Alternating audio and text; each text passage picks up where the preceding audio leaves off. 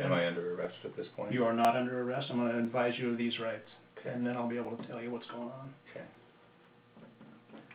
I, Nick Rhoades, been informed at 14:45 hours on the 14th of July, 2008 by Investigator Abernathy, who I know to be a member of the Cedar Falls Police Division, that I have the right to remain silent, that anything I say can and will be used against me in a court of law.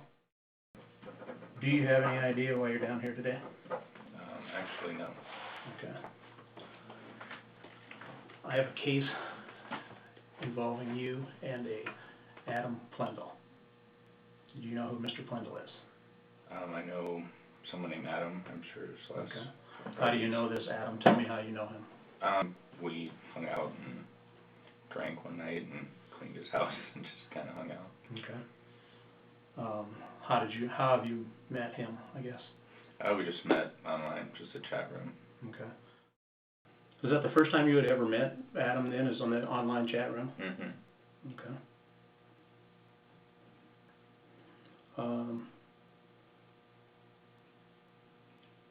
And again, I'm not trying to make you uncomfortable, okay? I'm a little uncomfortable.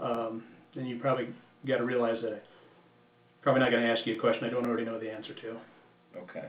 So, can I ask you what chat room that was? It was gay.com. Okay. So was your visit purely social? Anything that would happen during that visit that would, guess, not be considered sociable? Well, he was making advances towards me, and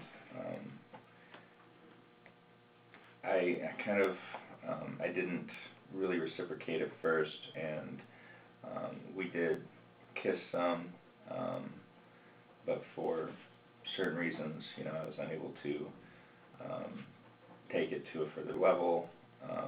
He wasn't really pleased about that. It got a little uncomfortable towards the end, I guess. But he seemed, you know, he told me after the fact, and you know, I'll be honest. I mean, I've been concerned about him. He did find out that, you know, I'm HIV positive, and you know, he was very concerned about any interaction that he had with me. And you know, I tried to assure him, you know, that nothing, you know, that happened between us was, you know, anything at risk. And you said you're pretty open with it with your friends and stuff like that, that Mm-hmm. it's not really a secret. Right. I mean, you don't advertise it, but you Exactly. you tell your friends. Exactly. Yeah, I mean, it's too much to stress about. Obviously. I mean, it's a bad thing, but the more open I am, I feel, you know, the less anxious I feel, and you know, the people around me that I'm close to, you know, I think it helps our friendship to be honest. How come you didn't let Adam know? There was, again, it's a need to know basis, and there was no. But you guys had sex? No. You did not have sex? We did not have sex. Okay. So you're saying there was no oral or anal penetration? No.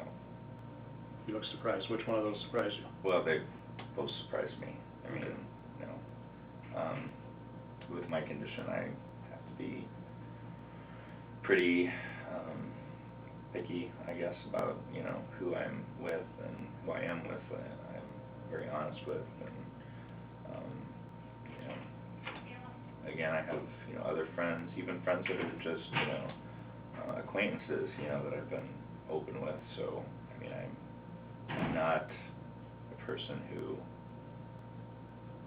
I mean, I'm honest about it, you know, especially when it comes to a situation, you know, that would lead, you know, possibly to a sexual encounter. Mm-hmm. So I did listen to your phone conversation. Okay. And I truly believe that you guys did have sex. And I truly believe that you know that. Because I listened to you talk to him about it. Okay. I would like to hear. Did you record the conversation? Yes, it's submitted as evidence with this case.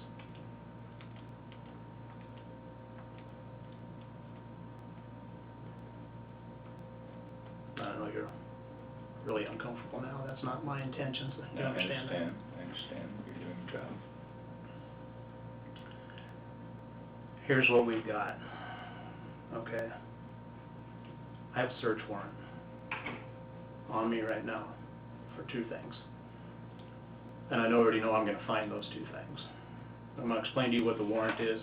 It's gonna involve your cooperation. It's going to mean that the people that I'm with are gonna go to your house. They're gonna execute a warrant on your premises, for starters. I'm gonna read to you this warrant so you know what it involves. This is a copy of the warrant. Of course, the Nick Rhoades. To any peace officer of the state, proof having been made before me as provided by law on this day at certain property, to wit, a blood sample from the suspect identified as Nick Rhoades, Beer Soch. Any and all medical records under the name of Nick Rhoades, any and all prescriptions under the name of Nick Rhoades at your house. The blood is going to involve me taking you up to the ER at the Waverly Hospital, and they're going to draw a sample of your blood. Okay. Okay, this is a search warrant signed today at Blackhawk County Courthouse by Judge Sager. Okay. So that's what's going to take place. And what are they going to be looking for in my house specifically? Well, the fact that you're HIV positive is not a secret. You've already admitted that to me. You've been very open to me about that. The search warrant's going to call for records confirming that, which I'm confident we're going to find. Do you want to talk to me about the sex act?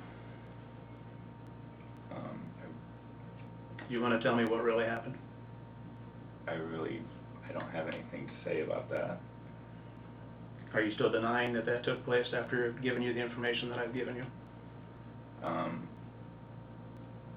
Because I've got you on tape, talking to it. And, I mean, your lawyer will be able to listen to that, my lawyer will be able to listen to that. I have you on tape. You're telling me it didn't happen. Are you still sticking to that now?